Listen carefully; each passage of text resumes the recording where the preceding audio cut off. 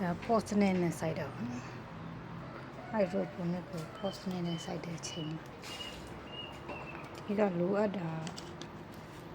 ကိုကသူ့ရဲ့နည်းစနစ်ကိုသိနာမလဲဘူးပေါ့နော်အဓိကမြစ်ပုတ်လို့ရာသီဥတုအရန်ပူတဲ့အချိန်မှာအမြစ်ကပုတ်လွယ်ဒါအမြစ်ပြန်မွေးထားတဲ့ဟာလေးပေါ့နော်အရင်တော့ကအကုန်ပြစ်လိုက်ရတဲ့မှာတပင်ချံပြီးတော့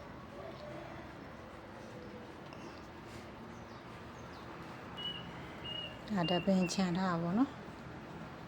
ဒီလိုတော့သူကထွားမှာမထွားတော့တာပေါ့တလားတော့ရှိတလားတော့မကတော့ရက်40ရှိသူက45ရက်ဆိုခူးရအဲ့တော့ပေးထားရက်80လို့ပေးထားမီဇူနန်ဒါလည်းခုမှအမြင့်ပြန်ထွက်တာသူအမြင့်ပြန်မွေးထားပါဘောန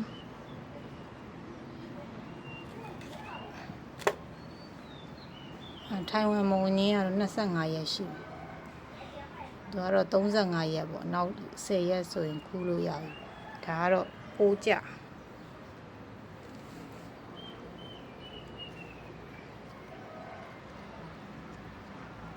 ဒီဘက်မှာကတော့လေကောင်းကောင်းဝင်နေပေါ့နော်နေကောင်းကောင်းရပြီဒီဘက်ဆွန်လုံးကနေကောင်းကောင်းရပြီလေကောင်းကောင်းဝင်နေဒီဟာတွေကဘေးတွေကအလဲမားကြတော့လေဝင်အားမကောင်းတော့ပင်တွေကဒီလိုဖြစ်ဒါခုမှအမြင့်ပြန်မွေးထားပေါ့နော်သူ့ရဲ့နားမလဲဘူးပေါ့နော်နားမလဲဘူးဒီ post နဲ့ကိုတိတ်နားမလဲသူကလေးလုံးပိတ်ထားတယ်သူ့ရဲ့အမြင့်တွေမလောက်ဒါလေးဖွင့်ထားပေါ့ဒီဘေးမှာဆိုဖော်လေးနဲ့ခံပြီးတော့PPM မှာ850ပေါ့အမြင့်ဆုံး850 900ပေါ့ဒါ20ရက်ကျော်ရင်စပြီးပေးရပါတော့ဖြည်းဖြည်းချင်းတိုးသွားခုချိန်မှာ PPM 850နဲ့900ချာမှရှိပေါ့နော်ဒါလေးဝင်ထွက်လုပ်လိုက်တော့ဒါလေးဝင်ထွက်ကောင်းတော့အမြင့်တွေကတိတာခါလေးကအလုံးပိတ်ထားအခုကကျတော့ဒီအနေရမ်းပြင်းနဲ့မနှက်ခင်းမိုင်းလောက်ပဲရေခမ်းတာနဲ့ပါနဲ့ဆိုအမြင့်ကိုရေမစိုးမှဆိုလို့အဖုံးကြီးပိတ်လိုက်တယ်ညနေခုလိုနေရိပ်တဲ့အချိန်ကစပြီးတော့နောက်ရက်မနက်ထိဒါလေးအလုံးမပိတ်တော့ဘဲနဲ့လေဝင်လေထွက်ကောင်းအောင်လုပ်ပြလိုက်တယ်ဗျဘေးအမြင့်တွေကတော်တော်တန်လာဟိုက်ဒရိုပိုနဲ့မှာအဓိကတော့လေပေါ့နော်ရေရလေရကောင်းရမှာပေါ့နော်အပင်ကိုလည်းကြည့်လိုက်အရင်တော့အပင်ကိုဘောဒီထားဖော့ဒီထားတဲ့အချိန်မှာခုချိန်မှာဖော့အောက်ထိညှုပ်လိုက်တာပေါ့နော်အမြင့်တွေပြန်မွေးရပါတော့ဒါကတော့ခုမှထည့်ထား2ရက်ပဲရှိသေး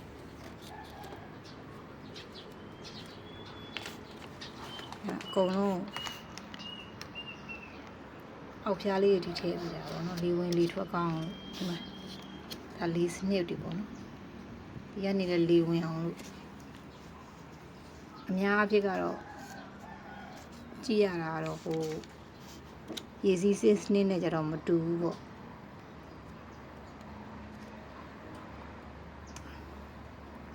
ရေစီးစနစ်နဲ့ကမတူဘူးဖြစ်နေပါတယ်ရေစီးစနစ်ကကြလေကိုကောင်းစွာရရှိတယ်ဒါကတော့လေကိုကောင်းစွာမရရှိဘူးဟောဒါလေကိုကောင်းစွာရရှိတော့အမြင့်ရဲ့အဖျားအထိအမြင့်ကအခြေအနေအရင်ကောင်းတယ်ပေါ့နော်သူဖွေးပြီးတန့်နေရမှာတခုမှအဲ့အခြေအနေဖြစ်လာအရင်မဲနေရပါတော့အောက်ဖျားအထိနာ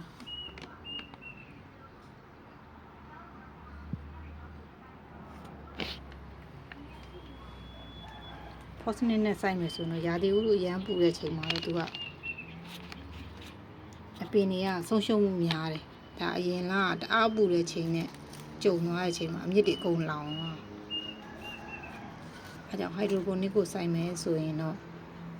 သူကမြေကြီးကိုပဲဖယ်လိုက်ရတယ်ရေနဲ့လေကတော့အဓိကထားပေးရတယ်ပေါ့နော်ရေလည်းကောင်းရမယ်ရေတန့်ပေါ့ pH မှာ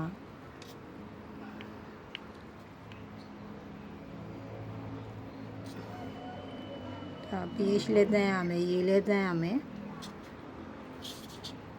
လေလည်းကောင်းကောင်းရရမယ်ပေါ့နော်အာဟာရရေရလေရအဓိကပဲပေါ့နော်ဟိုက်ဒရိုပိုနစ်မှာတော့ နေအောင်ကြီးရဲ့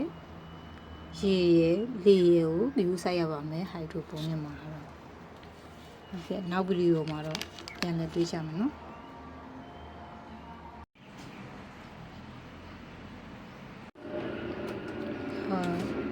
ဟိုတနေ့ကဒါပထမ16ရက်နေ့က PPN 850နဲ့900ကြားရှိဒီနေ့21ရက်နေ့9ရက်မြောက်နေ့မှာအာဟာရရေကအပင်တွေကဆုပ်ယူလိုက်လို့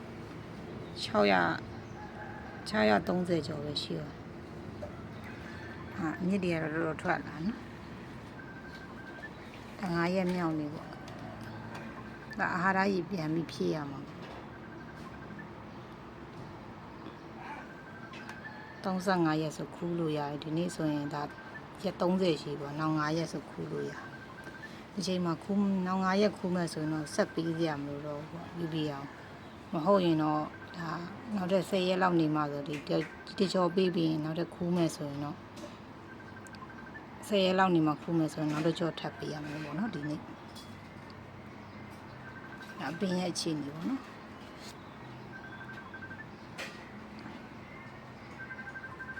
လေးစနစ်ကတော့ဟိုတနေ့ကလိုမဟုတ်တော့ဖောက်လိုက်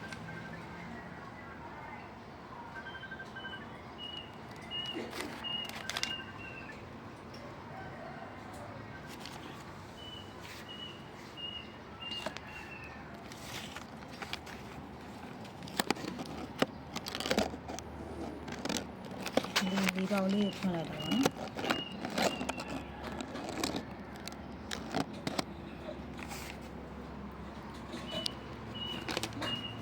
ပေါင်းလေးကိုရှုပ်လိုက်တယ်အဲ့ဒါလေးကိုနောက်တစ်ချိန်လိုရင်ပြန်သုံးရအောင်လို့ဆိုဒီမှာထည့်တယ်ဖြတ်ပြီးရဟာလေး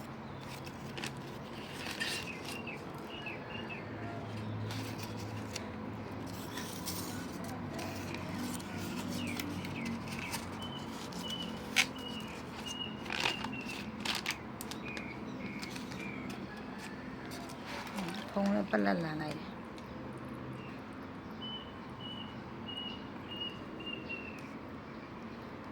ဒီနေ့တော့ PPN လေးပြန်ဖြည့်လိုက်အောင်မယ်ပေါ့နော်အာဟာရရေလေးပြန်ဖြည့်လိုက်အောင်တော့9ရက်နေနောက်10ရက်နေမှခူးမှာတကယ်လို့နောက်9ရက်နေမှခူးမယ်ဆိုရင်တော့ဆက်မဖြည့်တော့ဘူးပေါ့နော်အပင်ရဲ့ရွယ်စားကတော့နည်းနည်းသေးသေးလို့ကိုကတော့ဆက်ဖြည့်မယ်ပေါ့နော်ဒီနေ့ဖြည့်ပြီးရင်နောက်9ရက်နေရင်မခူးသေးပဲနဲ့10ရက်နေမှခူးမယ်ပေါ့နော်ဟောဆိုအဲ့ဒါမှစသုံးသူဘေးကင်းမှာပေါ့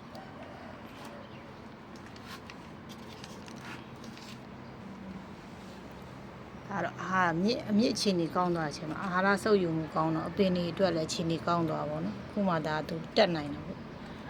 ဒီကောင်ဆိုလည်းတော်တော်လေးတက်လာပါတော့ဒီကောင်လေးဆိုလည်းဒါ9ရက်မြောက်အခြေအနေပေါ့16ရက်နေ့ရနေပြီးတော့ခုကဒါ21ရက်နေ့အခြေအနေပေါ့နော်ကဲအားလုံးပဲဟိုက်ဒရိုပိုနစ်ကိုဖောနဲ့စိုက်မယ်ဆိုရင်တော့ဒါသိရမယ်အချက်ပေါ့4လပိုင်းမှာတော်တော်လေးဆိုးသွားပါအပူကဖောကလေးလုံတော့ကြတော့အမြင့်ပြခုံပုတ်တယ်မြန်မာပြည်ရာသီဥတုနဲ့ဆိုရင်တော့ဖောဆင်းနဲ့စိုက်မယ်ဆိုတော့ဒီနီလန်းနဲ့ပဲအသုံးပြုလို့ရမှာပေါ့နော်။ဘာလို့အလုံးပိန်းနဲ့ဆိုရင်တော့ဒီကောင်တွေကအကုန်လုံးအမြင့်တွေအကုန်ပုတ်တော့ဒါအမြင့်တွေကပြန်ထွက်လာတဲ့အခြေအနေ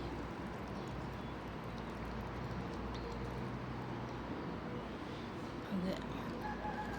အလုံးမဲ့အဆင်ပြေကြပါစေ။